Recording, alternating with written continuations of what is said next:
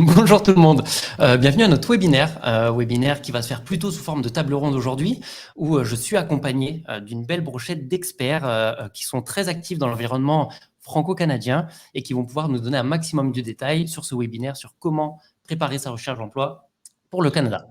Je me présente dans un premier temps. Donc moi, je travaille pour le cabinet de recrutement GoRH, qui est un cabinet québécois, et j'ai développé la branche recrutement international. Donc j'aide les entreprises canadiennes et québécoises spécifiquement à recruter des profils internationaux, des candidats internationaux, puis on vous accompagne pour ensuite aller sur le territoire québécois. Je vais arrêter de parler de moi, puis on va rentrer dans le vif du sujet. Puis on va tout de suite parler d'emploi. Si je vous pose la question et je vous dis emploi et recrutement au Canada, c'est quoi le premier mot qui vous vient en tête? Rémi, je te laisse commencer. J'oublie la courtoisie. Oui, allons-y. Moi, je dirais que c'est inversé. Il faut Ok. inverser ces méthodes vis-à-vis de la France. En Parfait. détail plus tard. Super, Marilyn. Moi, je dirais qu'il faut être très patient. D'accord, très important. Je suis 100% d'accord. Et toi, Marie? Moi, je dirais préparation. Je pense que c'est le mot d'ordre. Parfait. Préparation, puis je pense que Rémi a une formule magique sur la préparation, si je ne dis pas de bêtises. Et on a Olivier qui nous suit, qui n'est pas présent avec nous aujourd'hui, malheureusement, mais qui est en live avec nous. Donc, Olivier, quel est le mot, selon toi, en tout cas, quel mot te vient en tête quand on parle de recrutement et de recherche d'emploi au Canada? Je dirais curiosité. Ok. Bon, ça nous fait pas mal de thèmes finalement à aborder. Puis on va tout de suite commencer. Je vais d'abord me tourner vers Marie. Marie qui travaille avec moi, qui s'occupe des mandats de recrutement avec moi chez GoRH. Aujourd'hui, c'est quoi le contexte actuel recrutement et économique du Québec principalement? Alors bonjour à tous, j'espère que vous allez bien.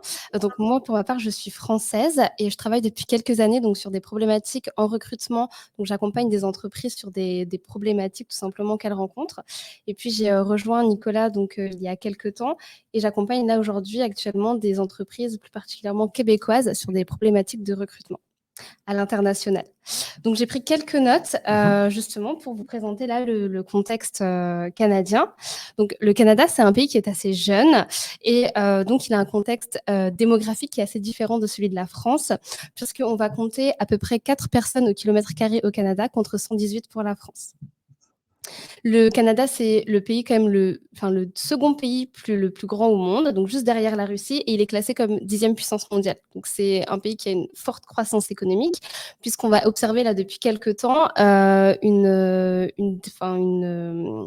agrandissement économique des entreprises qui sont en pleine croissance en fait et donc qui recrutent très très fort. On a une culture qui est assez différente également au niveau des entreprises puisque ça va être une culture qui est axée PME. Donc là, au Canada, on va avoir 98,2% des entreprises qui sont des PME et donc moins de 2% qui vont être des grands groupes. Donc on est vraiment aux antipodes là du contexte économique français où on va avoir vraiment des grands groupes un peu partout sur la France. Et on a aussi un contexte qui est le plein emploi actuellement au Canada. Donc, c'est-à-dire qu'on est à 4,1, il me semble, en termes de chômage, donc ce qui est très, très bas pour le Canada. Ok. Donc là, vas-y. Ce qui fait croissance et pénurie de main-d'œuvre. C'est finalement, ça, c'est ça exactement. Je veux dire que si on rassemble tous les éléments, donc là, on se doute que le contexte canadien, là, c'est pénurie de main-d'œuvre. Ok. Donc, contexte intéressant pour les candidats qui nous suivent aujourd'hui, finalement. Exactement. Et je vais demander à Olivier, qui travaille chez Pôle emploi international, justement, est-ce que ces derniers temps, vous avez plus d'offres d'emploi venant d'entreprises canadiennes qui voudraient justement aller chercher des candidats français? Ces derniers temps, pas plus et pas moins que ces dernières années. Enfin, depuis longtemps, nous avons beaucoup d'entreprises canadiennes qui nous contactent. Donc, c'est de toute façon un niveau très régulier et qui augmente parfois lorsqu'il y a des gros forums de recrutement comme les Journées Québec ou le Forum Destination Canada. Mais sinon, de toute façon, tout au long de l'année, nous avons plusieurs centaines d'offres d'emploi à proposer pour des entreprises canadiennes. Ok. Pour les candidats. Ok. Donc, il y a quand même une demande depuis un certain temps. Puis, je vais donner la parole à la seule québécoise, pas seule, Rémi nous donnera un peu plus de détails, mais à la seule québécoise de nationalité finalement, puis de naissance, donc Marilyn, qui est sur ce secteur-là, puis dans le domaine du recrutement entre France et Canada depuis plusieurs années maintenant. Est-ce que tu as vu une évolution de ton côté? Oui, alors bonjour tout le monde, je m'appelle Marilyn Garceau, donc je suis directrice générale de Kennedy Garceau. On accompagne les porteurs de projets à se concentrer un peu plus et à s'investir sur le projet. Donc, nous ne sommes pas recruteurs parce que nous travaillons avec vous, mais nous aidons les gens dans l'interculturel, dans la compréhension du marché, le CV, le LinkedIn, etc. Je veux juste compléter ce que Marie disait aussi en répondant à ta question. C'est le Canada, c'est pas ma ville natale qui est Montréal. C'est pas ça, le Canada. Le Canada, c'est 10 provinces et 3 territoires. C'est des provinces aussi qui sont bilingues où éventuellement on peut travailler en français et en anglais. Donc, si vous maîtrisez l'anglais, ça vaut la peine d'aller dans les autres provinces. Plein emploi ne veut pas dire que les employeurs vont vous embaucher automatiquement. Donc, je parlais de patience tout à l'heure, mais c'est pas parce que le Canada dit on recrute, on a besoin de recruter, on est en pénurie de main-d'œuvre, qu'ils vont prendre votre candidature par défaut pour vous embaucher. Il faut apprendre à valoriser vos compétences. Il faut aussi comprendre, et on va le voir dans le témoignage à la fin, que votre statut d'immigration est important. On a Thomas à la fin qui va nous faire un témoignage qui avait complètement mis de côté un statut d'immigration particulier dans son projet. Et finalement, il a réalisé qu'il y avait cette opportunité-là et que ça ne mettait pas sa famille en péril. Et c'est une des choses qui lui a permis de pouvoir être embauché parce que l'entreprise n'a pas eu à faire la démarche d'immigration. Donc, c'est pas parce que nous, on veut y aller que toutes les entreprises vont faire les démarches d'immigration pour nous. Ouais, 100% d'accord. Puis, c'est un des freins, notamment dans la recherche d'emploi, puis on en parlera un peu plus en détail tout à l'heure. Donc, si je comprends bien, finalement, c'est croissance, pénurie de main-d'œuvre, ce qui est quand même positif pour les candidats qui veulent aller au Canada, même si ça reste pas si facile que ça finalement. Puis là, je vais me tourner vers Rémi, qui travaille actuellement pour la Banque Desjardins. Rémi, qui est très, très présent dans les différents événements, pas qu'en France, mais un petit peu partout, qui rencontre beaucoup de candidats. Est-ce qu'il y a toujours un fort engouement de la part des candidats pour aller au Canada? Ah oui, l'engouement est toujours très fort et on sait qu'il dure parce que moi, je m'appelle Rémi Paris, donc j'ai un nom très français, mais comme la plupart des auditeurs, j'ai rêvé du Canada et en 2009, ce rêve est devenu réalité. Donc, je suis parti vivre d'abord pour un an en permis vacances-travail, puis travailleur temporaire, résident permanent et aussi maintenant citoyen canadien. Donc, moi aussi, j'ai la nationalité canadienne et française. Et je travaille donc pour Desjardins, qui est la première institution financière coopérative au Canada, mais on est aussi le premier employeur privé du Québec. Et pour un élément de réponse à ta question, Nicolas, c'est que on recrute chez Desjardins tout le temps, quand on est le premier employeur au Québec, mais on n'était pas toujours ouvert, à part pour des profils en technologie d'information, à des profils internationaux et notamment français. Mais les temps changent, la situation que vous avez décrite est aussi visible chez Desjardins, et donc maintenant, on peut aussi aller chercher des gens qui ont une expérience dans le domaine bancaire et financier, mais pour des postes en agence, en caisse, ou des postes moins techniques que ce qu'on prenait avant. Donc ça, c'est un premier élément de réponse. Le deuxième, c'est qu'effectivement, tout avait été mis sur la pause pendant la pandémie, notamment avec beaucoup de virtualisation des événements, des recrutements. Et pour compléter ce que disait Olivier, cette année, et ce n'est pas un hasard, les 2 grands événements de recrutement de l'ambassade du Canada qui s'appelle Destination Canada, qui revient en novembre à Paris et en Belgique, et le gros événement de la délégation du Québec à Paris qui revient à Paris donc en décembre est très importante. C'est des dizaines, presque des centaines d'employeurs canadiens qui vont venir recruter à Paris. Donc je pense que ces 2 éléments, ça répond à ta question. Oui, l'engouement est toujours très fort. Et vous faites un événement aussi en fin d'année, si je ne me trompe pas? Alors nous, c'est un événement, mais qui, comme notre mandat, c'est de préparer les futurs partants sur le volet financier. Donc, on essaie de trouver différentes méthodes et on fait des webinaires sur Facebook, Mon projet au Canada avec Desjardins. On a un guide à télécharger gratuitement qui est très complet. Et puis, le meilleur des webinaires qu'on a fait sur Facebook, on va le donner en live parce qu'on sait que les gens nous disent dans les commentaires, on veut vous revoir physiquement. Donc, on vous donnera l'occasion de venir nous voir. C'est le 13 et 14 décembre. Restez connectés, stay tuned, comme on dit. Super, rendez-vous pris. Marie sera là également. Oui, tout à fait. Marilène, tu seras parmi nous aussi. Tout à fait. Bon, écoutez, rendez-vous pris le 13 et 14 décembre avec nous pour venir nous rencontrer. Je reste un petit peu sur le contexte économique actuel, notamment sur la recherche d'emploi. Tu disais inversé dans le mot que tu as utilisé tout à l'heure. Je pense que ça rejoint un peu ce contexte-là. Oui, alors, mais je crois que c'est aussi le réflexe. On aime tous reproduire des schémas qui ont fonctionné dans notre vie passée. Donc moi, j'avais eu une belle carrière en France avec des méthodes de recherche françaises et je suis arrivé au Canada en plein hiver et j'ai voulu chercher du travail, d'abord un petit job d'ailleurs, mais j'ai commencé à mettre toute mon énergie à répondre à des annonces avec un CV un peu twisté mais pas vraiment et attendre que les gens me rappellent en espérant que ça allait fonctionner parce que ça avait fonctionné en France. Donc je dis on reprend les mêmes et on recommence. Puis au bout de quelques semaines où je ne recevais aucun appel, et c'est peut-être le cas de certaines personnes qui nous écoutent, je me suis rendu compte que nouveau pays, nouvelle méthode de recherche et qu'il fallait que j'inverse. Et notamment, moi, je mettais tout sur les annonces et par contre, je parlais pas trop de ma recherche aux gens que je croisais dans la rue, dans la salle de sport, au supermarché. Et les entreprises font l'inverse au Canada.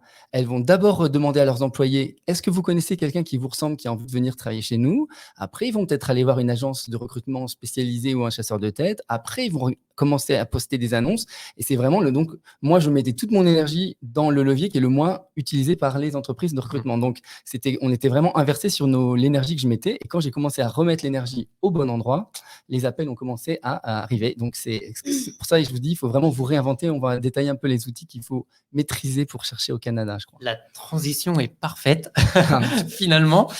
Donc, on a posé les bases du contexte économique actuel, un petit peu de la demande qu'il peut y avoir et du besoin des entreprises canadiennes. Le plus important maintenant, puis notamment pour les gens qui nous regardent, c'est comment ils vont approcher ce marché en termes de recherche d'emploi. Et là, je me tourne sur la recruteur du groupe, Marie. C'est quoi, selon toi, les bases qu'il faut construire avant de se lancer, sur quoi il faut être préparé finalement, qu'est-ce qu'il faut mettre en place avant de se lancer dans tous les sens? Bien évidemment. Moi, j'ai souvent des candidats qui m'appellent et qui me disent, voilà, je cherche du travail au Canada. Et au final, ils n'ont même pas de localisation. Donc, je leur dis dans quel secteur vous recherchez, où vous recherchez exactement. Forcément, en fonction des secteurs, les villes ne seront pas les mêmes. Les industries, les usines ne se trouvent pas, par exemple, dans toutes les villes. Donc, c'est important déjà d'avoir fait une recherche au préalable avant de contacter un recruteur, de savoir exactement où est-ce que vous pouvez vous installer et où vous avez envie aussi de vous installer. Parce que le Canada, comme disait Marilène, c'est pas juste le Canada. Il y a plusieurs provinces. Il y a des choses qui sont très différentes. Donc, que ce soit au niveau du vie ou au niveau professionnel, il y a des choses à savoir déjà avant de commencer une recherche. En second, je dirais qu'il faut quand même matcher et regarder les normes canadiennes, que ce soit déjà au niveau du CV ou des recherches. Tout à l'heure, Rémi parlait du fait de se connecter avec des gens. On a quelque chose au Canada qui existe aussi en France, mais qui est peut-être moins présent, c'est le marché caché. Et donc, le marché caché, en fait, ça va être tout simplement toutes les offres d'emploi qui sont disponibles, mais qui ne sont pas en lien sur Internet ou que vous ne verrez pas sur les annonces et auxquelles vous pourriez avoir accès, en fait, si tout simplement vous aviez développé un réseau.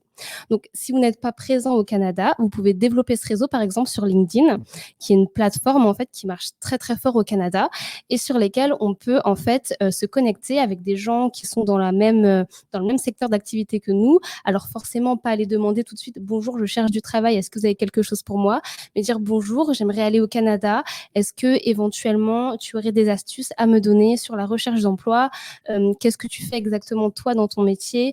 Quel est le vocabulaire que vous utilisez, etc. » Donc, je pense que ça, c'est vraiment la base quand on recherche un poste en fait au Canada.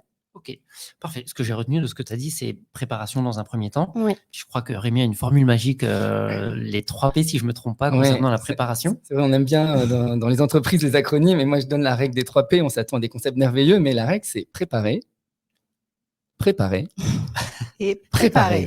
Donc, vous allez me dire, Rémi, c'est pas très original, mais c'est vraiment, je crois, ce qu'on fait peut-être pas assez quand on va vivre au Canada et au Québec notamment, en se disant qu'on bouge peut-être que dans une autre région française ou francophone. Mais il faut vraiment vous dire que vous allez changer de culture, changer de pays et qu'il faut réapprendre tous vos réflexes. On a parlé des outils de recherche, mais ça va être vrai dans votre vie quotidienne, le rapport au travail, aux amis, aux vacances. On rappelle, 2 semaines de vacances par an dans un contrat de démarrage au Canada pour certains. Donc, il faut vraiment réapprendre tout ça. Et pour ça, il faut se préparer, apprendre à bien se connaître.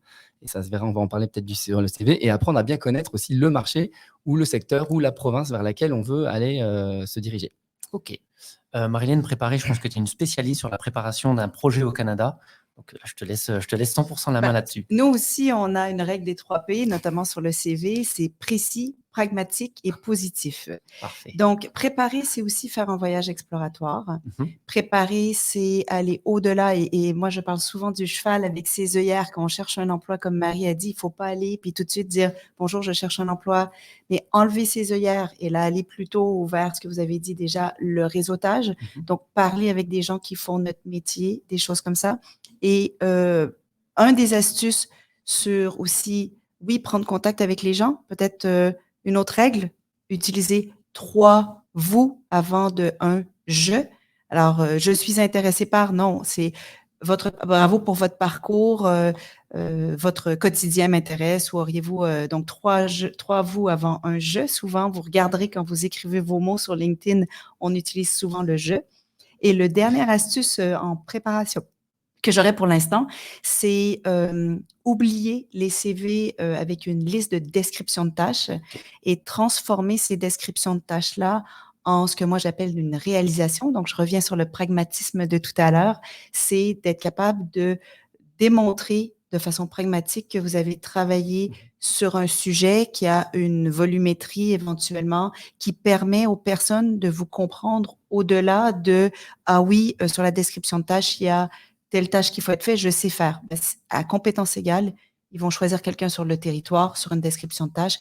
Mais si vous avez fait quelque chose d'extraordinaire comme travailler sur la billetterie SNCF à 20 000 transactions par heure, par exemple, c'est beaucoup plus intéressant que les transactions chez Via Rail. Oui, je suis d'accord. Donc, on a la préparation, puis par rapport à ça, on va finir, je pense, le point préparation avec Olivier. Est-ce que vous proposez peut-être des ateliers, des séances d'information chez Pôle emploi international, ou est-ce que tu as des conseils tout simplement sur la préparation?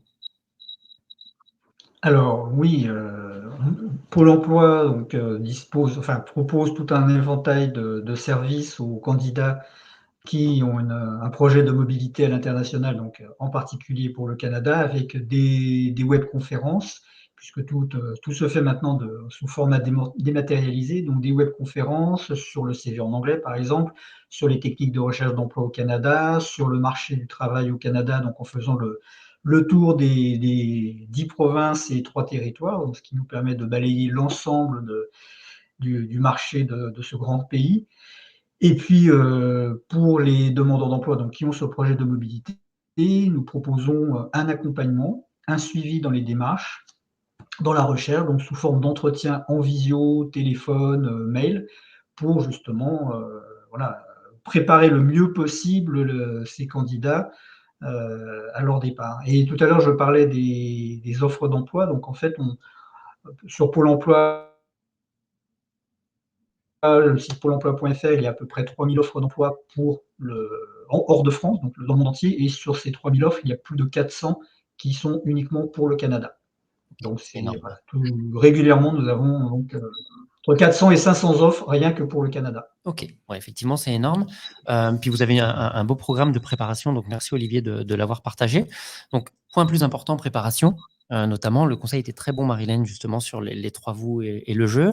On a parlé du réseau, mais Rémi, tu as amené aussi un sujet intéressant qui est le CV. Puis de ce que j'ai entendu dans votre préparation, il y a une grosse partie préparation aussi de ces outils pour approcher le marché. On n'approchera pas le marché canadien comme on approchera le marché français, évidemment.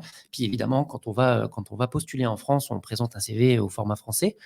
C'est quoi les points les plus importants à changer sur un CV français pour l'adapter au CV canadien? Je sais que Marie, je pense que tu as peut-être un peu plus l'habitude, Ouais. et puis après, je passerai la main à Marilène. Pardon.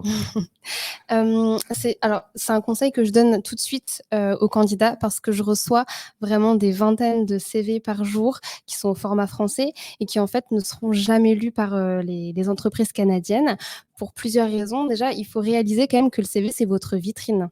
C'est ce qui va vous présenter. Donc, quand vous allez vous présenter dans un autre pays avec quelque chose qui ne correspond pas à leurs normes, ben forcément, ça donne pas forcément envie. Et puis, c'est pas toujours aussi lisible. C'est quelque chose dont il faut se rendre compte. Au niveau des normes, les Français, on met souvent tout ce qui est âge, situation matrimoniale. C'est des choses qu'on ne met absolument pas sur le CV canadien. Donc, je vous invite à juste vous limiter à votre nom, votre prénom, votre fonction. La petite astuce que j'aime bien donner aux candidats donc qui me contactent là pour du coup les CV canadiens, c'est de faire un encadré en fait en se présentant. Par exemple, en mettant, si vous avez déjà un visa, un jeune professionnel, un PVT, déjà ça attire l'œil et puis ça va susciter l'intérêt de l'employeur. Et puis vous pouvez tout simplement aussi expliquer un peu ce que vous faites, pourquoi vous avez envie de venir au Canada, qu'est-ce qui s'est passé, qu'est-ce qui fait que là dans votre parcours professionnel, à un moment où vous vous êtes dit tiens, c'est intéressant d'aller au Canada. Et ça, c'est quelque chose qui va tout de suite susciter l'intérêt. Il faut rassurer sur le projet canadien, finalement, rassurer l'employeur sur le projet canadien. Exactement. Et puis après, il y a aussi d'autres normes. Donc, par exemple, je sais qu'en France, on est vraiment sur une page de CV.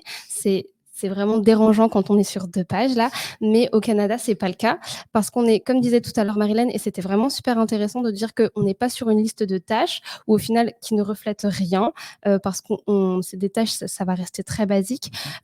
C'est très intéressant de décrire une réalisation, peut-être quelque chose d'exceptionnel qu'on a fait dans sa carrière et dont on est très fier. Donc ça peut être des objectifs, des chiffres, comme disait Marilyn.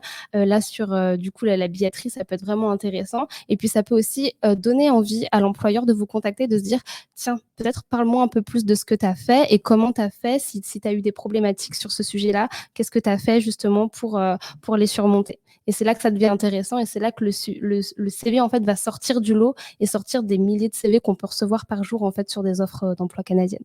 Ok, donc vraiment présenter une expertise. Je pense que la problématique, c'est que des fois, les gens veulent tellement partir qu'ils veulent juste trouver un emploi, C'est alors ça. qu'il faut capitaliser sur l'expertise qu'ils ont déjà Tout à et fait, puis développer un peu plus sur le CV. exactement. Est-ce qu'il y a d'autres choses à ajouter, Marilyn, sur le CV que tu pourrais peut-être pousser?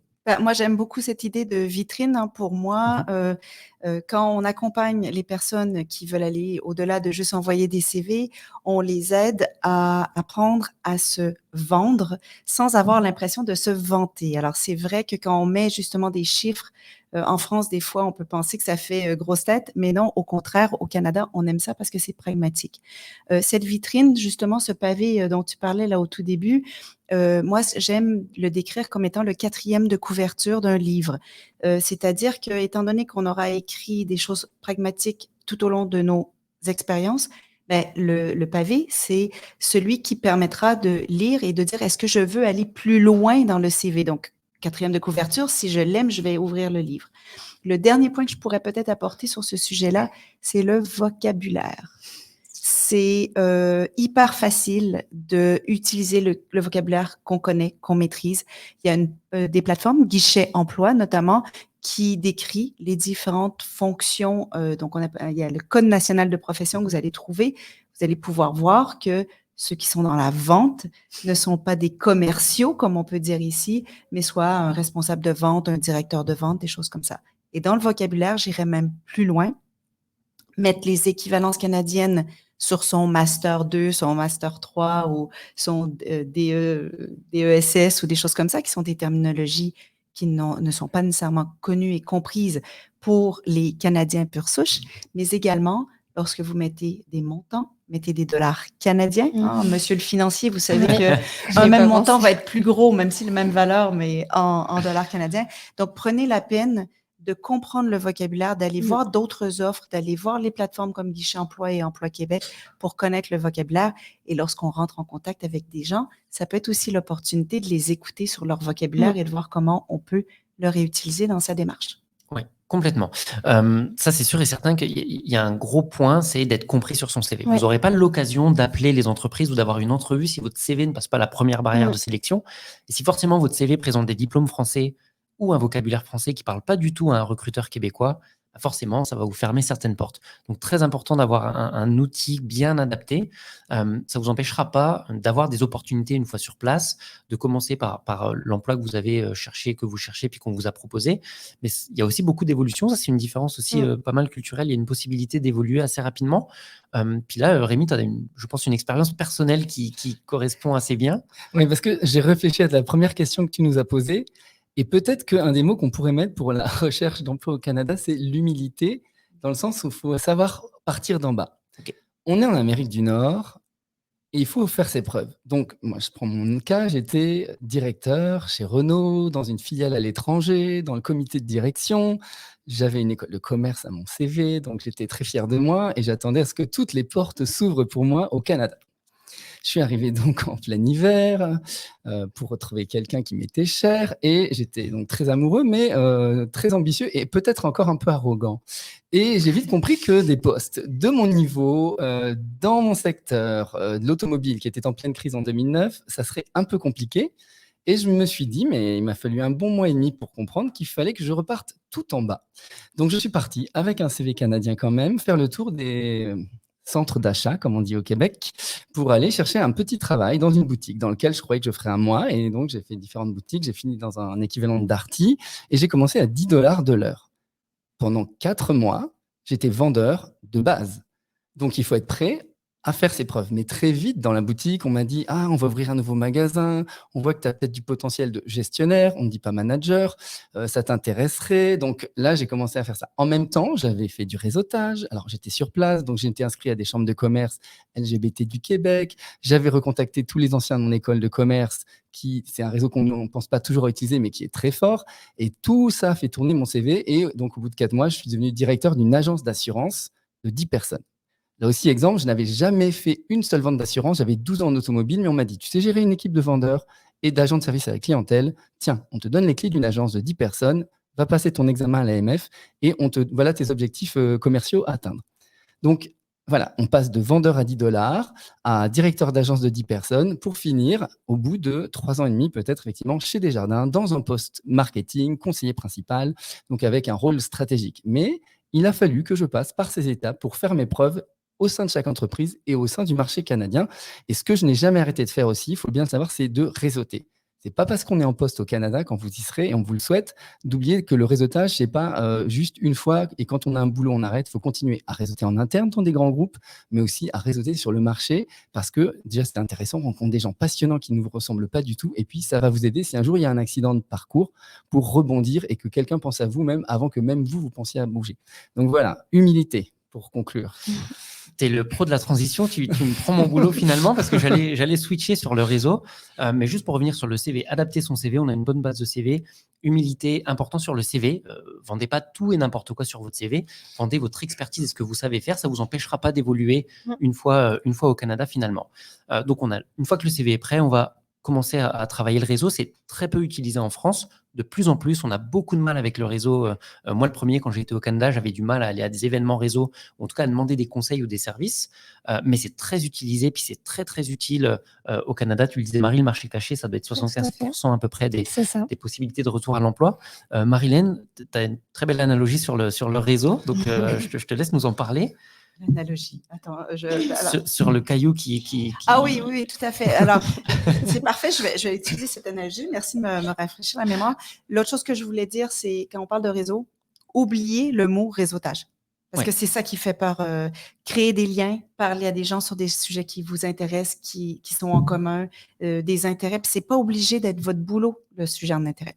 Donc, mon analogie, justement, vous pouvez, bien sûr, pour ceux qui m'ont déjà entendu, mais aussi ceux qui me connaissent, moi, LinkedIn, c'est vraiment un endroit que j'aime. D'ailleurs, c'est sympa de se retrouver ce soir sur cette plateforme. Vous pouvez être sur LinkedIn, c'est-à-dire avoir un profil. Et pour moi, l'analogie, c'est comme marcher sur une plage de galets. Donc, juste de marcher sur la plage, ça permet d'être là et d'exister.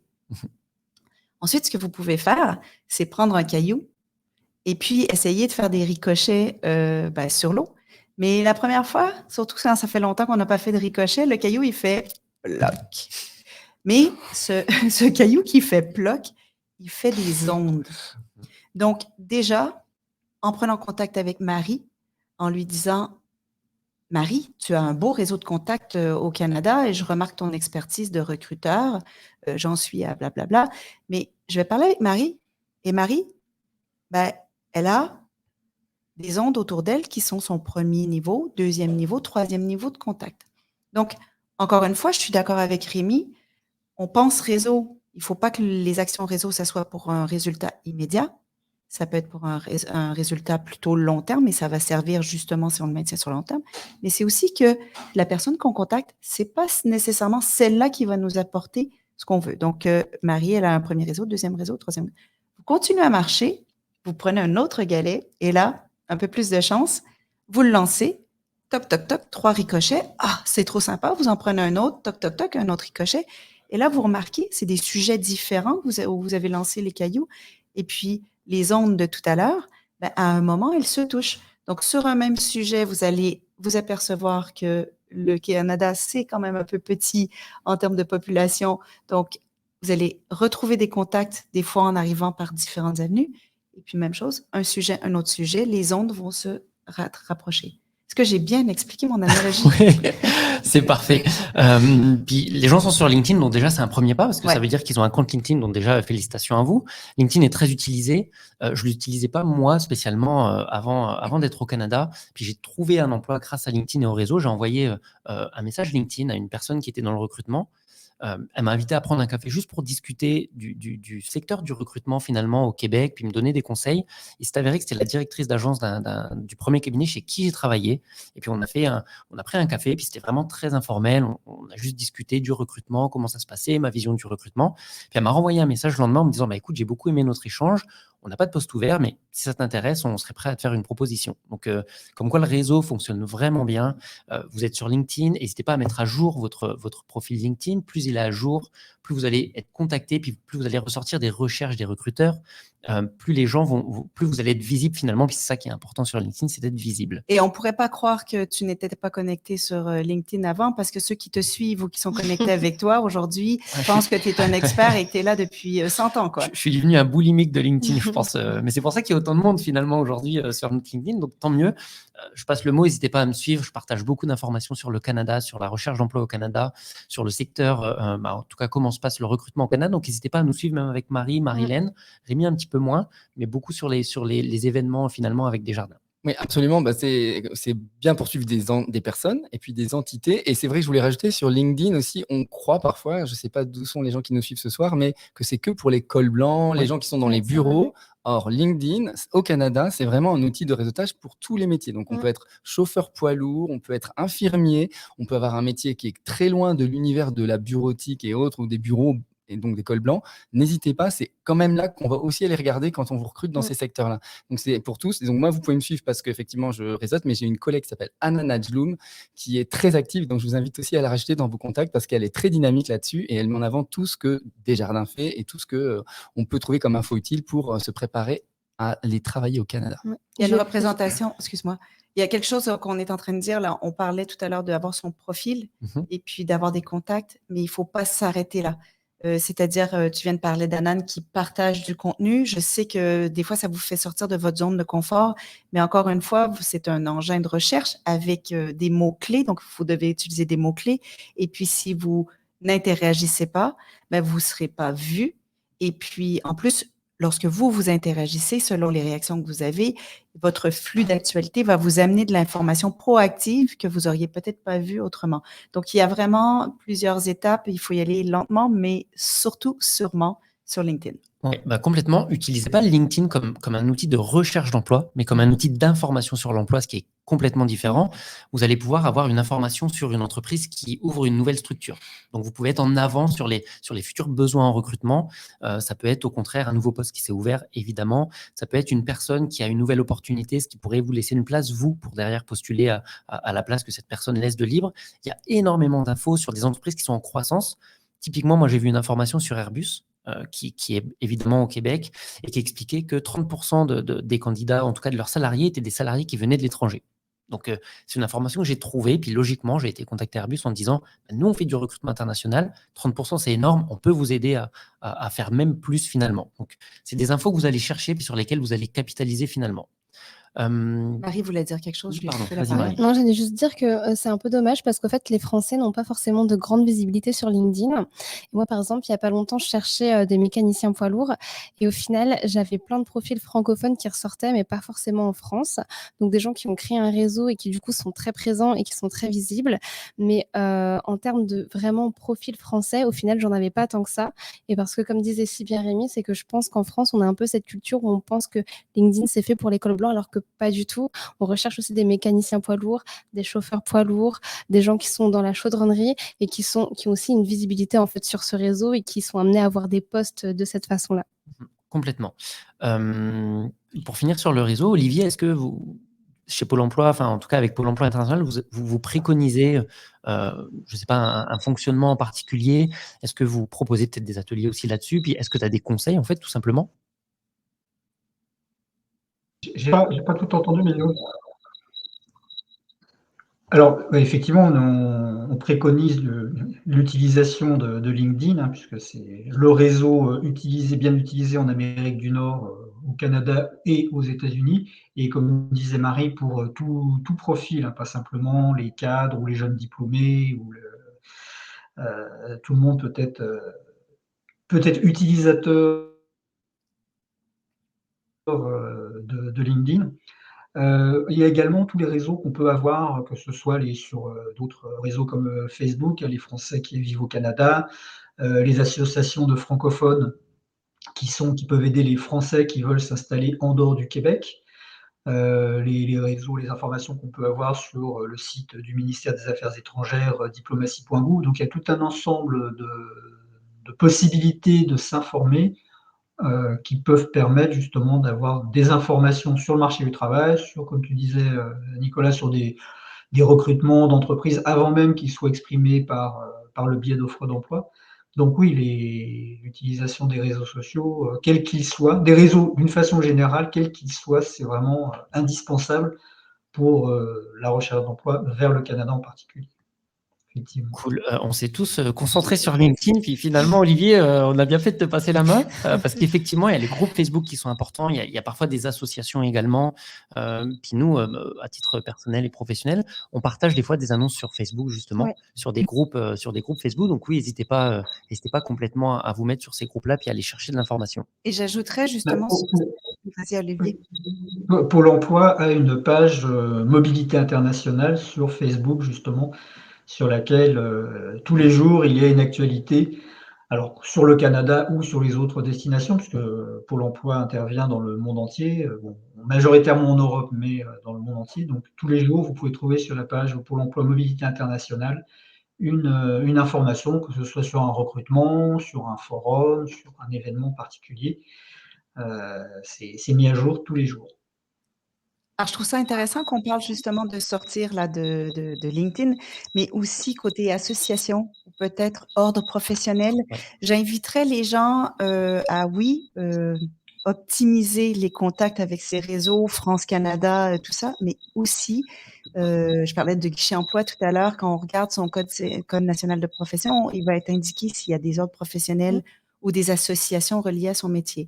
Si on va voir les pages de ces organismes-là, on trouve des événements. Si on trouve des événements, on peut soit participer, si c'est sur le bon fuseau horaire, on peut participer si c'est payant, si c'est trop cher, se servir des noms qui sont là pour contacter les gens. Donc, c'est bien de rester entre français puis d'aller chercher de l'information de français à français, mais c'est aussi bien un peu comme Rémi l'a fait une fois sur place, mais même en amont de votre départ, de pouvoir rentrer en contact ou comprendre un peu mieux son marché par ces réseaux-là. Et si vous faites un voyage exploratoire, ce qu'on propose parce qu'un voyage exploratoire coûte beaucoup moins cher qu'une expatriation qui ne fonctionne pas, mais vous pouvez aussi regarder ces réseaux-là pour voir s'il n'y a pas un événement pendant que vous y êtes pour aller y participer. Oui, complètement. Et puis des événements, il y en a beaucoup. Quand c'est la fête du Québec, il y a des événements publics qui sont organisés et on peut réseauter, les gens sont en chemisette, mais il y a des gens parfois très importants en chemisette. Vous pouvez aller, on a parlé des Journées Québec, là, c'était sur invitation, ou Destination Canada, mais bientôt, Anna, moi et Aurélie, ma collègue, on va partir au mois du Québec dans 14 villes en France. Donc, allez voir, on sera pas loin de chez vous, venez nous rencontrer, ça nous fera plaisir.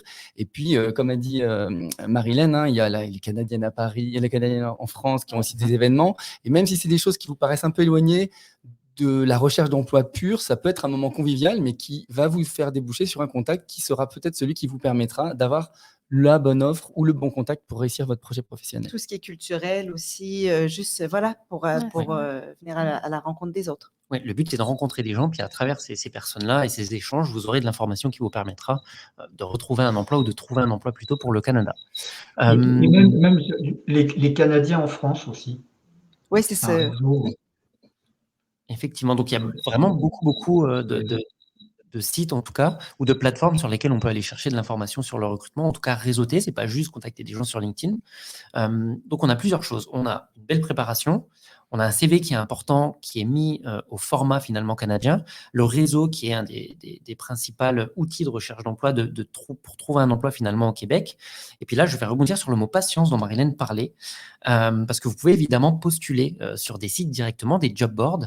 Et puis, je parle de patience parce que je déconseille jamais aux candidats d'aller postuler sur des job boards. Au contraire, faites-le, mais ayez conscience que les entreprises qui postent sur les job boards ne sont pas forcément des entreprises ouvertes au recrutement international. Ce qui fait que quand elles voient que vous êtes en France, souvent, elles peuvent mettre votre CV de côté. C'est pour ça qu'on parle de patience et que ça demande beaucoup de temps. Vous allez envoyer peut-être 90 CV puis avoir 2 ou 3 réponses. C'est tout à fait normal. La recherche d'emploi demande du temps en France, mais ça demande du temps encore plus quand on veut aller à l'étranger. Mais où est-ce qu'on peut postuler finalement? Je pense que Marie, tu as peut-être des sites à nous donner sur lesquels on pourrait postuler directement. Oui, tout à fait. Donc déjà pour les candidats donc, qui résident donc, pas au Canada et qui souhaitent avoir directement des offres d'emploi qui sont ouvertes à l'international, donc il y a le site gorh.co sur lequel on poste toutes nos offres d'emploi. Il y a aussi Pôle emploi international donc, qui poste des offres. Et puis il y a aussi le site de Kennedy Garceau qui poste des offres pareilles à l'international pour le Canada. Ok. On peut rajouter desjardins.com C'est ce que j'ai. /carrière et c'est là que vous trouverez les offres d'emploi. Et comme je vous l'ai dit tout à l'heure, hein, on est maintenant ouvert pour un peu tous les profils à des profils internationaux. Et je vous donne aussi le petit truc dans votre recherche. En tant que francophone ou français, on cherche la page emploi dans un site, mais la section au Canada, elle s'appelle carrière. Donc, allez chercher. Et sur tous les sites de toutes les entreprises du Québec et du Canada, vous verrez carrière et c'est là que vous trouverez les offres d'emploi. Et quand je reviens sur patience, il y a les Journées Québec et Destination Canada dont Olivier et Rémi ont parlé. Nous, on a des clients qui sont allés à plusieurs reprises aux Journées Québec parce que la première fois, ils sont pas préparés. Ils viennent en se disant, bon, bah, c'est bon, ça correspond. Donc, voilà, ils rencontrent les employeurs 10 minutes s'ils ont eu un rendez-vous. Bref, c'est pas parce qu'on y va une fois que ça marche pas qu'il faut pas retourner. On a l'exemple dans le témoignage qu'on va entendre très prochainement de Thomas, qui a d'ailleurs eu un entretien avec une entreprise et plusieurs mois plus tard, cette fois-là, il a eu une offre, mais qui correspondait pas à ses compétences, c'est-à-dire que c'était bien en deçà de ses compétences. Puis il y avait une problématique d'immigration parce que l'entreprise n'était pas prête à faire les démarches pour ça. Plusieurs mois plus tard, préparer, mise en valorisation de ses compétences, connaissance du pays, compréhension de ses possibilités d'immigration. Il refait un entretien. Il a une offre. Je me rappelle plus trop des chiffres là, mais il y a au moins 20% d'augmentation de salaire sur l'offre qu'on lui a faite. Donc, ça aussi, c'est ne vous découragez pas. Il faut y aller, il faut faire, il faut le prendre comme un apprentissage, un terrain de jeu. Il faut pas attendre d'être prêt soi-même pour commencer à contacter des employeurs ou faire les Journées Québec et des choses comme ça. Allez-y, faites-en une expérience, enrichissez-vous et vous allez voir avec le temps. Et surtout, n'oubliez pas de bien vous informer sur vos possibilités d'immigration pour être sûr que, effectivement, Rémi, le premier boulot qu'il a eu, il n'aurait pas pu l'avoir sans son PVT. Donc, c'est des choses comme ça là, qui sont propres à chacun selon votre profil pour déterminer si c'est réaliste et les délais qui sont associés. Si je peux compléter là au niveau de tout ce qui est délai et de la patience, parce que c'est vraiment un point très pertinent et j'ai des candidats parfois qui se découragent parce que forcément c'est long. En fait, ça va être long tout au long du parcours, il faut en être conscient parce qu'il y a déjà la période où on va vouloir postuler, où on va vouloir faire des choses et on voit que ça ne fonctionne pas. Donc il y a la période où on comprend en fait qu'on n'est pas forcément sur le bon chemin. Il y a la période où on va découvrir, où on va aller explorer comme disait Marilène. Et puis après, il y a la période où on va réussir à être en contact avec des entreprises. Et là, ça va être peut-être le point qui va être difficile pour les candidats parce que les entreprises, parfois, elles sont pas prêtes à faire de l'immigration, tout simplement parce que administrativement, ça fait peur et les délais sont très longs. Il faut se rendre compte qu'au Canada, il me semble que les préavis sont en moyenne de 2 semaines. En France, pour un cadre, on est entre 1 à 3 mois de préavis, donc déjà, c'est énorme. Et sans compter le préavis, vous avez toute la période de visa qui peut aller jusqu'à 5 mois, par exemple, pour une personne de nationalité française. Et là, c'est long. C'est très, très long pour les entreprises canadiennes de se dire « je vais attendre quelqu'un 5 mois pour qu'il vienne ». Peut-être qu'au bout de 5 mois aussi, il ne sera pas prêt. Il y a tout ce qui est, si vous êtes propriétaire ou je ne sais pas, des préparations que vous allez avoir en amont pour aller au Canada. Et donc, quand je vous dis que c'est long, c'est quand des gens vous disent parfois, il y a des témoignages qui nous reviennent, les gens disent « j'ai mis 1 an avant de trouver quelque chose et puis d'avoir mon visa et puis de partir ». C'est la réalité, en fait. C'est vraiment 1 an entre la période d'adaptation, la période de compréhension, la période où on postule, où on rencontre des entreprises, et puis la période là, d'attente de visa. Donc, il faut vraiment être patient. Il faut bien connaître aussi son terrain, comme disait Marilène. Là, tout à l'heure, elle parlait des visas. C'est important aussi, quand vous parlez aux entreprises, de savoir vous êtes éligible à quoi, en fait, parce qu'elles, elles sont pas forcément au courant. Donc, si vous arrivez un petit peu comme ça et puis non, je sais pas trop à quoi je suis éligible, bah, elles non plus, elles le savent pas, elles sont pas au courant. Donc, ni vous ni elles, vous avez d'idées, en fait, de délai, et donc, en fait, forcément, ça va pas fonctionner parce qu'on ne sait pas, là, dans une temporalité, comment ça va se passer. Donc, vraiment, informez-vous et puis regardez nous, on poste assez souvent donc des choses sur LinkedIn, comme je le disais, Marilène également. Desjardins aussi poste des informations, que ce soit au niveau bancaire aussi. Regardez, c'est très important, en fait, de venir, en fait, auprès des entreprises et de savoir où vous mettez les pieds et ce que vous allez présenter aussi. Oui, complètement. Donc, il y a les délais d'immigration peuvent être un frein pour les entreprises finalement. Ça fait partie de la préparation. Il faut que vous sachiez à quel type de visa vous allez être éligible. Puis vous aurez remarqué que nous, on n'aborde pas du tout la partie immigration sur ce webinaire et sur cette table ronde parce qu'on n'est pas habilité à le faire. Donc, inutile de vous rapprocher de Rémi ou de Marilène ou de Marie pour poser des questions d'immigration. On vous renvoie directement vers des avocats en immigration qui sont spécialisés puis qui pourront répondre officiellement à vos questions. Nous, on n'est pas habilité à le faire, donc on n'abordera pas du tout le sujet aujourd'hui. Consultez d'abord les sites officiels du gouvernement du Canada. Officiel. Oui, officiel. Faites Vraiment attention, officiel, il y a ouais. beaucoup d'arnaques et tout. Il y a des gens qui veulent vous capter. Donc, Le site du Canada, c'est canada.ca/immigration. Et pour le Québec, c'est québec.ca/immigration. Ceux-là, ils sont sûrs, ils sont officiels. Effectivement, donc voilà pour la partie immigration, préparation, frein, donc ça c'est quelque chose qui est très important également. Il y a plein de choses, je ne me suis pas auto-posé la question, mais moi j'aurais dit persévérance, donc c'est exactement ce que tu abordais Marilène. On va avoir un témoignage de Thomas dans quelques minutes. On s'est dit plutôt que de nous en parler, des témoignages de personnes qui étaient parties au Canada puis qui avaient réussi, ce serait plus pertinent, donc dans quelques minutes on va vous proposer 2 témoignages de candidats qu'on a accompagnés sur le départ. Puis je crois que le mot de Thomas est persévérer. Je pense que le mot de Thomas revient régulièrement. Mais je voudrais juste finir sur les sites de recherche d'emploi. Donc, il y a les sites carrières des différentes entreprises. Puis je voulais en parler, mais tu m'as devancé, Rémi. Donc, bien joué. Tu feras le MC la prochaine fois. Ok, c'est un défi que je vais relever. Parfait. Donc, on le disait tout à l'heure, si vous voyez une information sur LinkedIn d'une entreprise qui se développe, une entreprise québécoise, allez sur le site, vous aurez l'onglet carrière, puis vous aurez toutes les offres qui sont attitrées justement à cette entreprise. N'hésitez pas à postuler. Mais il y a peut-être d'autres sites autres que des sites de recrutement internationaux comme GoRH ou Kennedy Garceau, des sites 100% québécois sur lesquels on peut trouver des offres. Est-ce que tu as des noms, Marie? Oui, tout à fait. Vous avez déjà Indeed qui marche assez fort au Canada. Il y a Monster aussi, Job Illico, qui est un site où vraiment il y a énormément d'offres d'emploi, que ce soit de cabinets ou des entreprises directement. Et puis, il y a un site aussi qui réunit des petites annonces, Kijiji, où il y a pas mal d'annonces, en fait, un peu dans toutes les provinces. Donc, c'est intéressant d'aller voir, de se renseigner. Et je voudrais rajouter quand même quelque chose. On n'en a pas parlé, mais quand on va en entretien ou quand on va approcher des entreprises, souvent les candidats ne se sont pas renseignés sur les entreprises. Même en France, ils le font pas parfois. Ouais. Ça, c'est un gros point négatif parce qu'avant d'aller sur les CV Tech et d'aller approcher les entreprises et d'envoyer votre CV, s'il vous plaît, renseignez-vous. C'est pas normal d'aller en entretien et de pas savoir à qui vous vous adressez, de ne pas savoir ce que fait l'entreprise, depuis combien de temps elle est ouverte, quel produit, etc. Ça, c'est pas normal et c'est un gros point négatif qui revient souvent d'ailleurs par nos clients quand on a des retours d'entretien. C'est le candidat, il connaissait absolument pas l'entreprise. Ni même parfois où l'entreprise était située géographiquement. Mais totalement. Et ça, c'est pas normal en fait. Enfin, vous pouvez pas vous intéresser à quelque chose, un poste, sans connaître en fait l'entreprise ou la localisation ou, enfin, je sais pas. C'est quelque chose qui revient assez souvent et qui me choque moi aussi en tant que Française. On sait pas que les Canadiens, mais les entreprises sont un peu désappointées parce qu'elles se disent, en fait, ils viennent un peu comme des touristes sans rien connaître. Et puis on vous pose des questions. Les questions, elles seront posées. On vous demandera, est-ce que vous connaissez par exemple Rivière-du-Loup? Est-ce que vous connaissez ce qu'on fait? Est-ce que vous avez une idée des produits qu'on propose, etc. Donc ça, c'est des choses qu'il faut préparer en amont, même si vous avez des notes à côté de vous. Ça montre que vous avez au moins un intérêt pour l'entreprise et pour le Canada.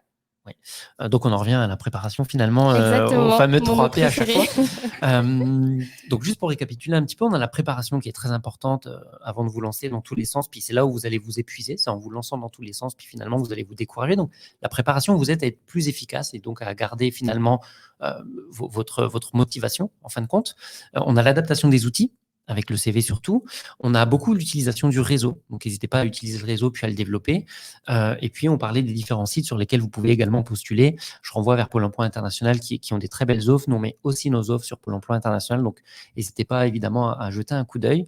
Ce que je vous propose, c'est de passer au témoignage de personnes qu'on a accompagnées puis qui sont aujourd'hui au Canada, puis pour qui ça se passe très très bien.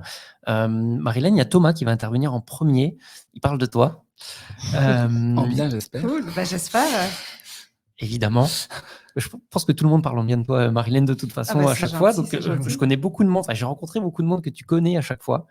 Encore quelqu'un ce matin, d'ailleurs. Je t'en parlerai juste après et qui avait encore des très bons mots, finalement. Ouais, je te jure.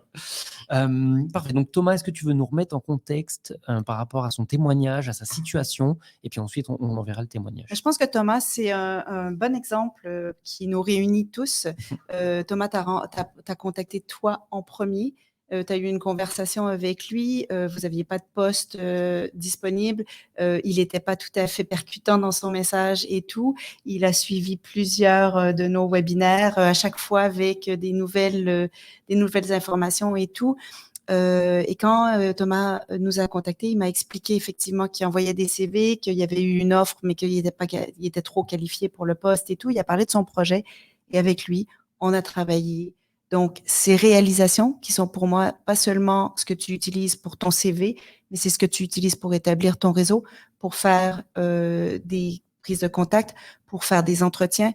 Donc, on a travaillé CV, LinkedIn, réseautage, entretien, négociation de ces différentes offres parce que Thomas a eu un beau problème. Il a eu plusieurs offres en même temps.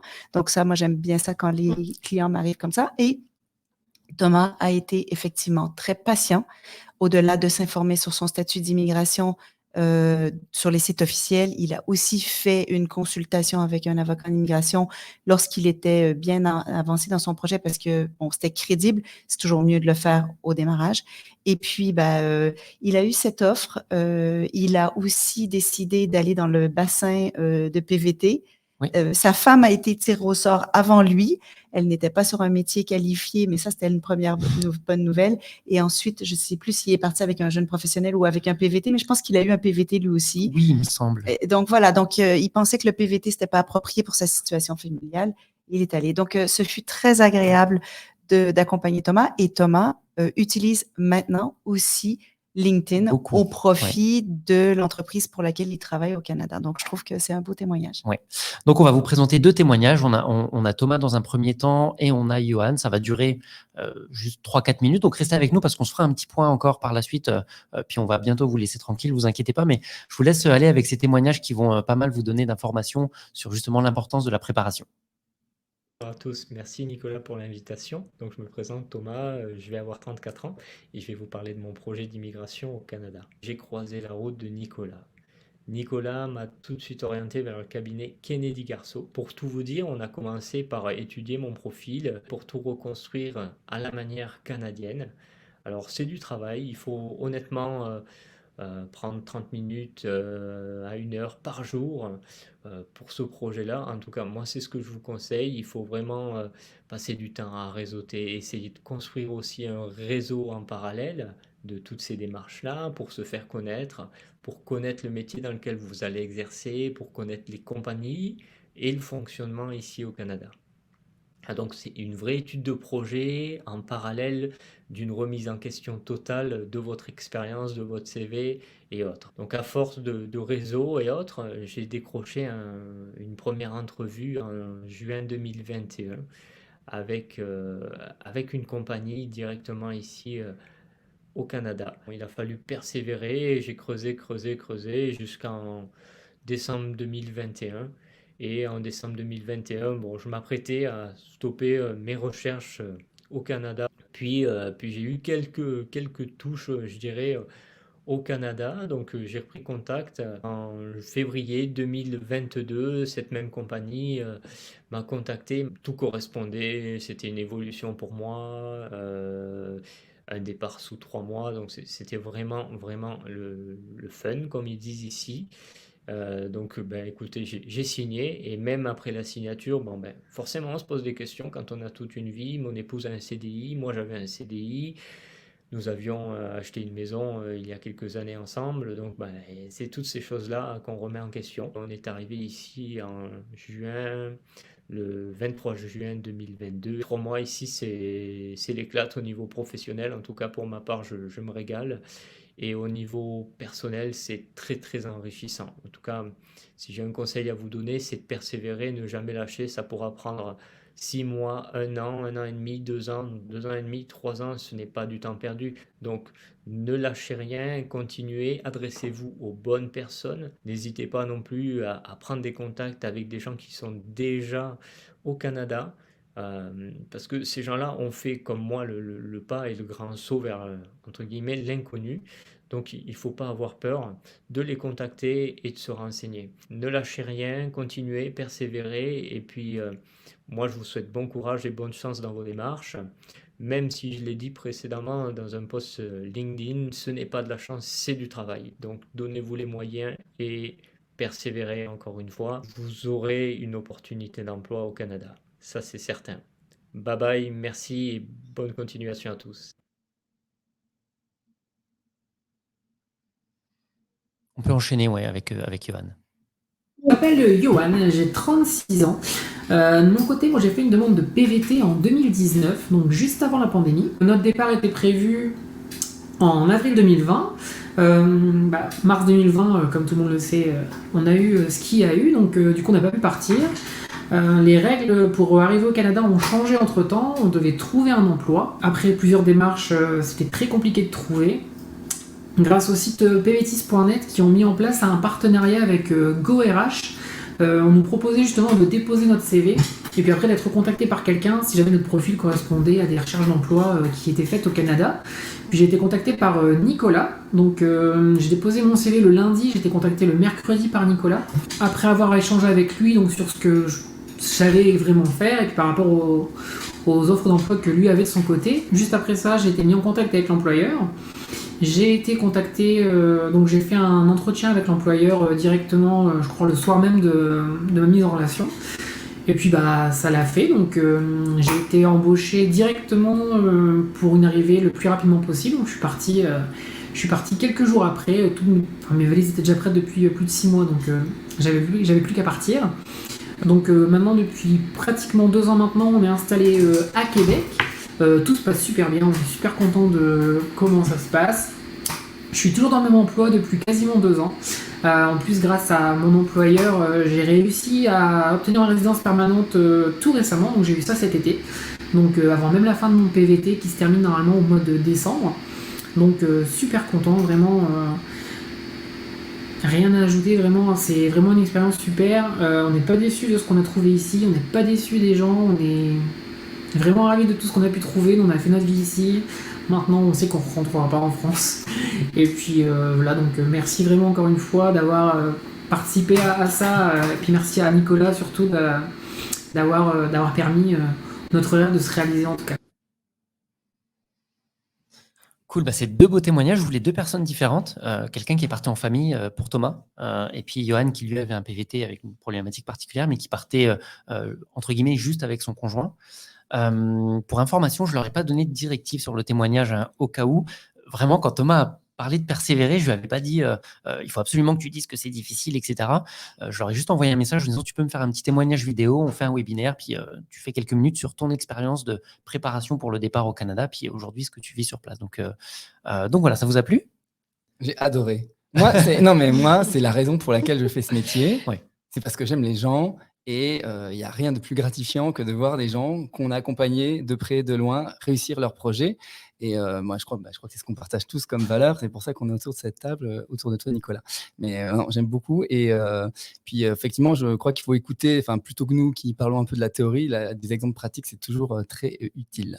Oui, complètement. Puis Johan, je pense que j'ai pas eu de nouvelles pendant plus d'un an. Puis il m'a envoyé un message il y a peut-être 4 semaines en me disant Salut Nicolas, j'ai eu ma RP, tu te rappelles peut-être pas de moi, mais tu m'avais trouvé un emploi, etc. Donc c'était vraiment très très Ah, c'est cool. trop bien. Ouais, Il continue à réseauter, ce qui est très bien. exactement.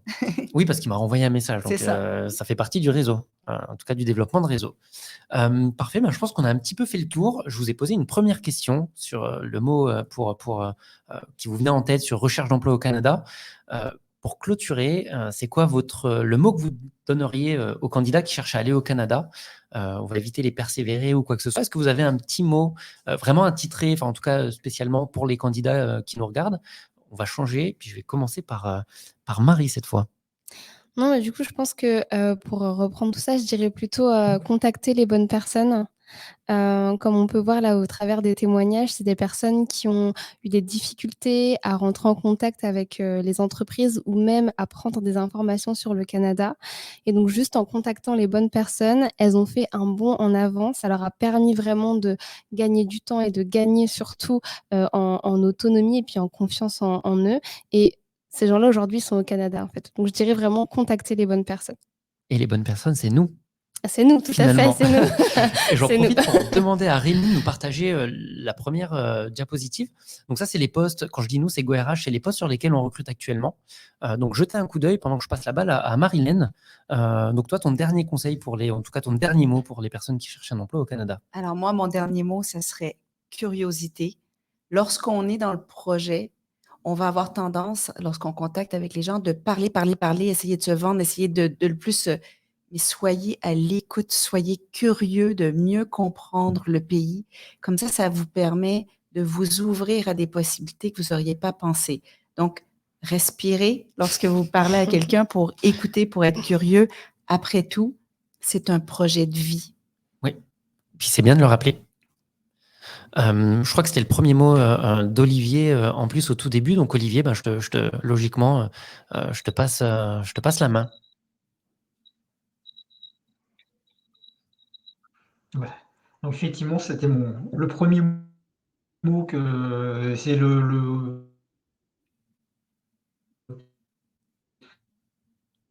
comparaison, on a longuement parlé. Ne pas oublier parce qu'on a beaucoup de candidats qui sont intéressés par le Québec, mais ne pas oublier que le Canada, il y a autre chose en dehors du Québec et que les francophones, surtout, peuvent être très recherchés dans les provinces anglophones. Donc, il ne faut pas négliger. Et il y a des communautés francophones installées dans les provinces anglophones qui sont accueillantes.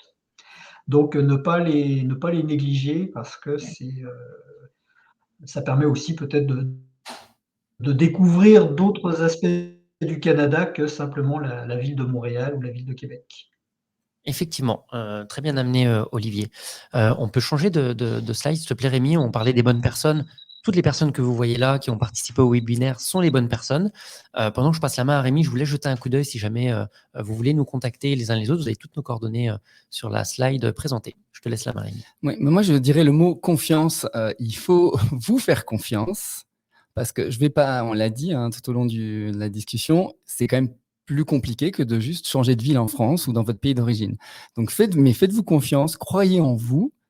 Et si vous croyez en vous, les personnes du réseau et les entreprises et vos amis vont croire en vous et vous allez vivre un très beau séjour au Canada qui durera 1 an, 3 ans, 7 ans, le temps que vous voulez. Enjoy, là c'est un deuxième mot, je me permets, parce que profitez de cette expérience. Moi, c'était 7 ans que j'ai adoré. Je suis rentré en France depuis 6 ans, mais quelle que soit la durée de votre séjour là-bas, je suis sûr que vous allez passer du bon temps, mais il faut commencer par bien croire en vous. Super, merci Rémi. On peut couper la slide Rémi. Super. Je ne vais pas faire très original pour finir tout ça. Je vais remercier les Années Folles qui nous ont permis d'être présents ici, puis qui nous ont proposé le studio de manière très, très sympa. Ils nous ont accueillis, on a eu un café, on a eu tout ce qu'il fallait. Donc, merci beaucoup à eux. Merci à Rémi qui s'occupe de la régie. Merci à Clifford et Stéphanie, sans qui je n'aurais pas pu organiser ce webinaire avec vous aujourd'hui. Merci à nos travailleurs de l'ombre, Élie, Anan et Aurélie. Donc, Anan et Aurélie qui travaillent avec Rémi directement et Élie qui est une recruteur de GoRH qu'on a accueilli récemment puis qui nous aide sur les mandats de recrutement internationaux. Et Sandrine. Et Sandrine qui a participé à la préparation également avec nous, qui travaille avec Marilène. Donc, merci à tous et évidemment, merci à mes partenaires spécifiques, des amis finalement, plus que des partenaires. On a l'habitude de faire des webinaires ensemble. On a fait un nouveau format aujourd'hui qui était assez sympa. Ouais. On espère qu'on le refera. On espère qu'on vous a donné des bonnes informations. Retrouvez-nous. Puis j'aimerais que chacun rappelle les événements auxquels vous allez participer pour qu'on puisse nous retrouver. On n'a pas parlé de l'événement avec Air Canada qui sera Ouais. le 18 novembre à Paris. C'est ça, oui. Il y a un événement du coup qui est organisé par Air Canada, donc la compagnie aérienne, où vous avez en fait tous les acteurs justement pour partir au Canada. Donc ça va être du recrutement, il y a des consultants en immigration, il y a Desjardins qui est là aussi, il y a Kennedy Garceau et puis plein d'autres acteurs. Donc vraiment, venez, ça va être très intéressant. Vous allez pouvoir prendre plein d'informations et là, vous serez vraiment préparés quoi, pour partir au Canada. Super. Donc, on a cet événement-là auquel on sera tous présents. Et puis, on a aussi la conférence des jardins 13 et Les 14 décembre. conférences, mon projet au Canada avec Desjardins, sur la page Facebook, mon projet au Canada avec Desjardins, vous pourrez vous inscrire et c'est le 13 et 14 décembre. Et on a bien évité les matchs de la Coupe du Monde, donc vous pourrez assister aux conférences et assister aux matchs. Tout est prévu. Ça, c'est du marketing. Et pour vous préparer à ces événements-là et au salon Destination Canada, Journée Québec, Oui. Kennedy Garceau est là pour vous aider à dynamiser davantage votre projet au-delà de ce que vous faites. Pour nous contacter sur la page LinkedIn de Kennedy Garceau. Sur notre site web, vous avez également un blog qui vous donne des conseils. Sur notre page YouTube, vous avez des vidéos de conseils. Et si vous voulez travailler plus en détail votre projet, on a des forfaits sympas selon votre situation. Super. Et puis, merci beaucoup, Olivier. Et merci à Pôle emploi international qui nous aide énormément, nous, en tout cas, dans notre recherche de candidats, qui sera également un très bon site pour vous. Donc, n'hésitez pas également à jeter un coup d'œil de temps en temps à Pôle emploi international. Merci, Olivier, pour ton intervention et pour ta présence à distance. Écoutez, je vous souhaite une belle soirée. Merci d'être venu. On se retrouve très bientôt. Il va y avoir un replay. On vous renverra tout ça à la fin de l'enregistrement. Prenez soin de vous. Bonne préparation. Et surtout, on se retrouve bientôt au Canada, finalement, tous ensemble. À bientôt. Au revoir. Merci, au revoir. À bientôt.